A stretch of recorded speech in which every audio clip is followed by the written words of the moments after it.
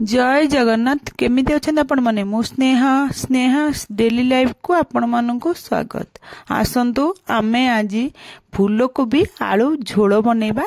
आ ये फूलकोबी आलू झोलटा बहुत कम मसला रे आ बहुत शीघ्र मध्य हे जिवो। आपण मान देखिले ही जानि परथुवे केते कम मसला रे तरकारीटा रेडी हेची।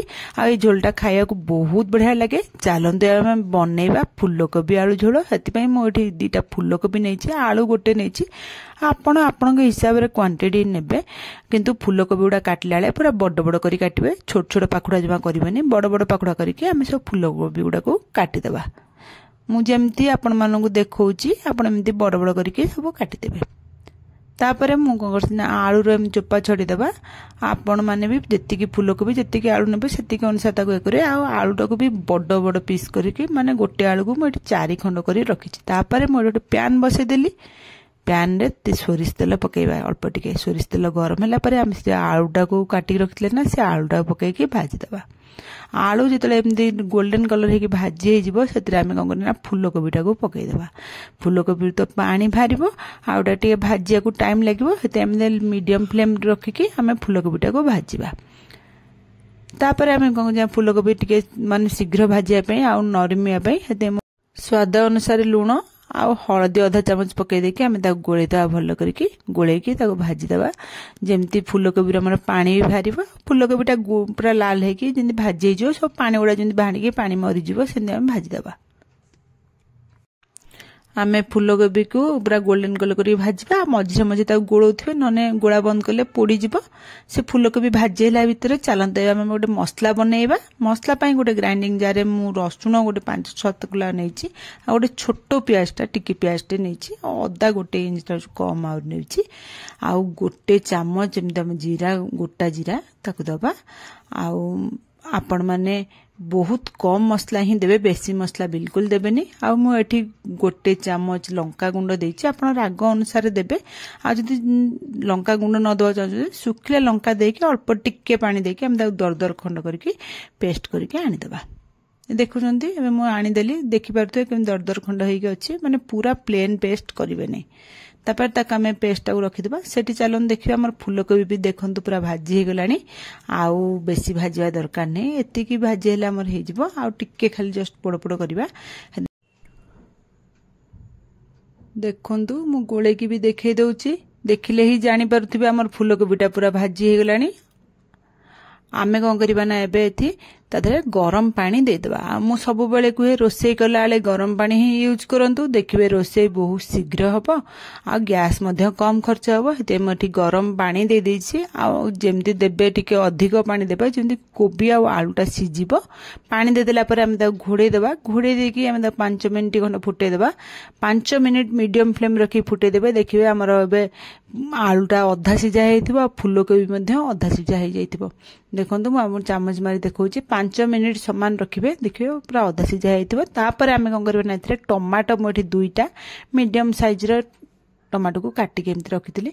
आ टमाटो 2टा पकति टिके अधिक एठी टमाटो दबे फूलकोबी आलू झोल रे देले ही फूलकोबी आलू झोलटा बेसी टेस्ट लागो। टमाटो पकई देके हमें गोळे देबा। आ गोळे दे ताको घोड़े की आउ 5 मिनिट मीडियम फ्लेम रखी की ताको फुटे देबा। जेमिति टमाटो आलू फूलकोबी सेटे भल भाबरे हमर सिजी जिवो। देखि परथिबे एबे हमर आलूटे भी पूरा भल भाबर सिजी गलानी। आ सेतले मु कोन करछा टमाटोडा हम जो पकैतले टमाटोडा चामच रे दाबी देबा। दाबी देले ना से टमाटर जो खट्टा बंडा हमर तरकारी झोल से तो मिसी जिवो। आ खाइबा को मध्य बहुत भल लागो। हेते सब जांग टमाटो के एमती चामच रे दाबी देबे। तापर तक आमे गोटे जगह को मोबाइल काढी देली। तापर सेई कढ़ई की धोई के बसे देछि। सेतरे मु सोरिष तेल टिके पकैछि अल्प। तादरे मु गोटे अध चामच हबो चीनी पकैछि। चीनीटा कैरामेल पे पकैछि। चीनी कलर आसला परे मु गोटे सुखले लंका पकैछि। 2 खंड दालचीनी 2टा गुजराती गोटे तेजपत्र खंड करी पकई देछि। ताको पकई देला परे मु गोळे देबा। गोळे के ताको कर देबा टिके जस्ट माने गोळे देबा। लो फ्लेम रखिदिबा हाई करिबेनी। तापर आमे कोन करबा हेतरे जो रखिथिले अदा रसुण पियाज जीरा लंका बटा से बटाटा को पकई देबा। पकई देके ताको एमती गोळे के हमें कसी देबा।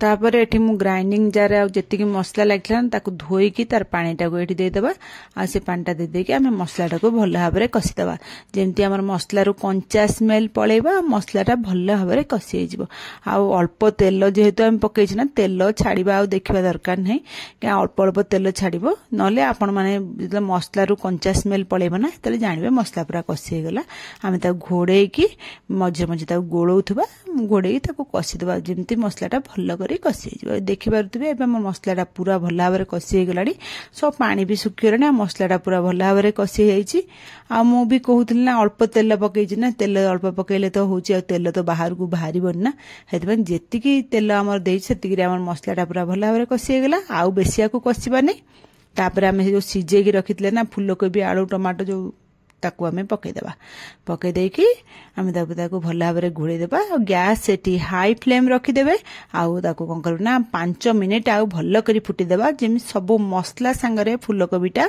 भल करी मिसी जिवो तापर 5 मिनिट पर मोठी काढी आपण मानकु देखौछि देखुतबे हमर पूरा फूलकोबी आलू झोल पूरा रेडी आउ आकु बेसी समय फुटेबा नै एठी मु एठी कोन करछि ना ओटे आधा चामच गरम मसला गुंड पकई देछि आउ धनिया पत्र टिके पकई देछि तापर कंचा लंका 2टा 3टा को एमती स्लाइस करी काटकली फाळ करिकी ताको एमती पकई देबा पकई देकी ताको एमती चामच टिके भीतर को दाबी देबा दाबी देई ताको घोड़ेकी 5 मिनिट छाड़ देबा जेन सब जंग फ्लेवर हमर फूलकोबी आलू भितरे मिसी जिवो तापर 5 मिनिट परे मु आपण मानो घोड़ा काढी के देखौछि आपण मान देखिले ही जानि पारुथिबे हमर फूलकोबी आलू झोलटा केते टेस्ट हेतिबो चालन देबे बाढीबा खाइबा लागि मु आपण मानो गोटी बाढी की देखै देउछि आपण माने फूलकोबी आलू झोलटा को भात रुटी परोटा सबुथरे खाइ परिबे आउ एटा भात संगे भी खाइ परिबे डाली दरकार नहीं एटा टिके पानी पानी झोल अछि आपण माने या को गोळे की भात रे खाइ परिबे आउ बहुत बढ़िया टेस्ट लागिबो